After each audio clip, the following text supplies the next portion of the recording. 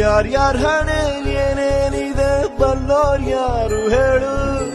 ಅಯ್ಯೋ ನನ್ನ ಪ್ರೀತಿ ಶವ ಚಿತೆ ಏರುತ್ತಿದೆ, ವ್ಯಥೆ ಜೊತೆ ಕಥೆ ಮುಗಿದಿದೆ.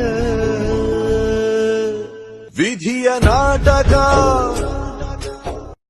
ನೆಮ್ಮದಿಯ ಲಾಲಿಯಲ್ಲಿ ಯಾವ ಪಾಪಿ ಇಟ್ಟು ಹೊರಟ ಶಾಪವೋ.